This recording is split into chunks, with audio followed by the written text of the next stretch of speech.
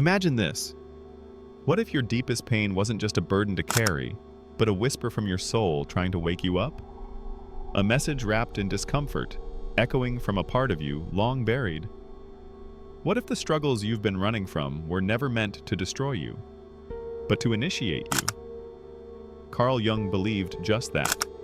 He saw suffering not as a punishment, but as a teacher. Pain, in his view, is the language the soul uses when it can't get your attention any other way. Think about that for a moment.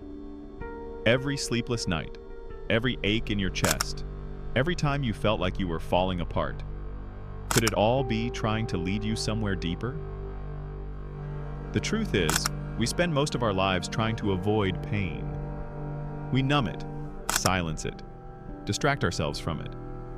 But pain doesn't vanish just because we look away. It waits, and it returns, louder, sharper, more urgent. Jung once wrote, "There is no coming to consciousness without pain." Because awakening isn't soft. It's not a lullaby, it's a shattering. And through that shattering, something true begins to emerge. But what is this truth hiding behind our suffering? Jung proposed the idea of the shadow, the unconscious side of ourselves that contains everything we've denied, rejected, or been ashamed of. These are not just random dark impulses. They are parts of us that once had power, voice, energy, but were locked away. Why? Because they didn't fit the image we were told to become. We were taught to be agreeable, pleasing, small. And so, piece by piece, we silenced our anger, our wildness, our vulnerability. We buried them under labels like bad, too much, or unacceptable. But buried things do not die. They morph. They become tension in your body, bitterness in your relationships, fear in your silence. They speak through depression, through anxiety, through chronic dissatisfaction. This is the shadow's voice. And until we face it, until we bring light to it, it rules our lives from the dark. Let me ask you something. Have you ever overreacted to something small, only to wonder later why you felt so triggered? That moment wasn't just about the other person. It was a mirror, showing you a hidden wound. Jung taught that the things that irritate us most in others are often reflections of what we haven't accepted in ourselves. That's the terrifying beauty of the shadow. It's not here to ruin us. It's here to complete us. Your pain might not be the enemy you think it is. It might be your exiled self knocking at the door. There's a phenomenon Jung called projection. It's what happens when we disown part of ourselves and then start seeing it everywhere, except within. The insecure man calls the confident woman arrogant. The repressed artist mocks the one who dares to create. We don't see the world as it is, we see it as we are. And when we project, we miss the point of pain.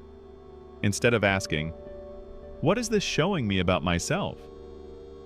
we blame, we run, we hide. But healing never comes from hiding. It comes from turning around, looking that pain in the eye, and saying, "I see you." There's a sacred power in that kind of honesty. It's uncomfortable, but it's also deeply liberating. Many of us wait for our lives to fall apart before we start asking deeper questions. We hit a crisis, an illness, a loss, a betrayal, and only then do we wonder what it all means. But according to Jung, these moments are not random, they're initiations. They are the soul's way of saying, it's time to become whole. It's often in the rubble of what we thought we needed that we find who we really are. Because pain strips away the lies. It tears off the masks. It brings us back to what is raw and real and waiting to be claimed. So how do we work with pain in a way that transforms instead of destroys? Jung believed in the power of listening to dreams, to symbols, to inner sensations. He taught that the unconscious is always speaking, not in logic, but in metaphor. That ache in your chest, that recurring dream, that fear you can't explain, they are not random. They are coded messages from the deeper layers of your psyche. To decode them, we must slow down, pay attention. Begin to ask, what does this want from me? There's a practice Jung used called active imagination. It involves dialoguing with parts of yourself as if they were characters. Yes, it sounds strange, but when done with sincerity, it can reveal insights buried for years. Sit with your fear. Ask it, why are you here? What are you trying to protect me from? And then listen, not with judgment, but with openness.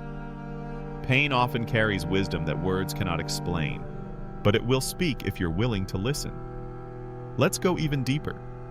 Why do some of us feel lost even when our lives look successful on the outside? We've built careers, families, reputations, yet something aches. Jung would say this ache is the result of abandoning the self in favor of the persona, the mask we wear to be liked, respected, accepted. But the self isn't interested in your mask. It wants truth. It wants wholeness. And if it has to use pain to get your attention, it will. There's a study from the University of Wisconsin that found a clear correlation between emotional repression and physical illness. The more we suppress, the more our body expresses. Because the body keeps score. It doesn't lie. Your pain may be a somatic rebellion, a truth your mind won't admit, but your body can't ignore. So again we ask, what is this pain trying to awaken in you? Pain can be a portal. If we walk through it consciously, it leads to purpose. Think of the artists whose greatest works were born in heartbreak. The activists moved by injustice they once endured. The leaders forged through failure. These are not people who avoided pain, they transformed it. And you can too. But first, you must shift your relationship with suffering. Stop seeing it as punishment. Start seeing it as invitation. That doesn't mean glorifying pain or staying in harm's way. Jung never romanticized suffering. He simply saw it as inevitable. And instead of wasting energy resisting it, he urged us to face it with curiosity. When you stop running from pain, something surprising happens. You start to feel stronger, clearer, more rooted in yourself. Because you're no longer split between who you are and who you pretend to be. Integration means becoming one again. Not perfect, but whole. And that wholeness is magnetic. People who've done their inner work radiate a calm power. They don't need to prove themselves. They don't seek validation. They carry themselves with presence because they've befriended their shadows. So, where do you begin? Begin with honesty, radical honesty. Admit what hurts. Admit what you fear. Admit what you long for. Write it down. Speak it aloud. Give your truth a voice. Then, practice stillness. In silence, the soul speaks. Journaling, meditation, walking alone in nature, listening to music that moves you. These are not luxuries. They are necessities. They are how you return to yourself. And finally, remember this. Your pain is not the end of your story. It's a chapter, a necessary one, but not the whole. Carl Jung taught us that the path to purpose does not begin in comfort. It begins in descent, into the places we've avoided, the feelings we've repressed, the truths we've denied. But if you are brave enough to go there, what you find might just change everything. So next time pain knocks on your door, don't slam it shut. Open it. Listen.